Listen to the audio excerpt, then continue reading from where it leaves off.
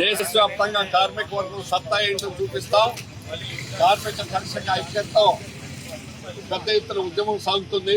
గత 12 ఏళ్ల నుంచి మోడీ అధికారంలోకి వచ్చిన తర్వాత అదాని అంబానీలకు సేవ చేసి ధరిస్తూ కార్మిక వర్గాన్ని అణచాలని ప్రయత్నం చేస్తున్నాడు. కార్మిక వర్గం యొక్క హక్కులన్నీ కూడా సంఘం పెట్టుకునే హక్కు లేకుండా, సమ్మె చేసే హక్కు లేకుండా, వేతన వ్యవస్థ లేకుండా, ఇన్స్పెక్షన్ లేకుండా మొత్తం కార్మికులు గత 150 ఏళ్ల నుంచి సాధించుకున్న హక్కులన్నింటి కూడా అణిచేయాలనుకుంటున్నాడు. ఇది సరం కాదు.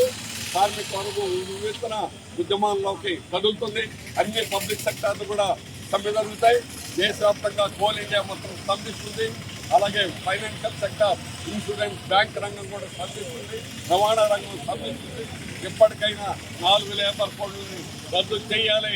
రద్దు చేయకపోతే మా ఉద్యమం మరింత ఉధృతం చేస్తామని కేంద్ర రాష్ట్ర ప్రభుత్వాలని హెచ్చరిస్తున్నాం. 12 గంటలు పని విధానాన్ని ఎలా తీసుకొచ్చామని అడుగుతున్నాం. చంద్రబాబు నాయుడు గతంలో 8 గంటల పని విధానం మే 1886లో సాధించుకున్నది. ఈ బాబు గారి సొత్తు కాదు. నీ ఇష్టం వచ్చినట్టుగా చట్టాలు మార్చడం, మహిళలు రాత్రిపూట పని చేయాలని నిర్బంధించడానికి నీకు ఎవడ అధికారం ఇచ్చాడు? అందువల్ల కేంద్ర ప్రభుత్వం చేసే వ్యవహారాలని ఖచ్చితంగా దివోత్పాదన బట్టి ఇది ప్రభుత్వం వెనక్కి కొట్టేదాకా మా ఉద్యమం ముందుకెళ్తుందని హెచ్చరిస్తుంది.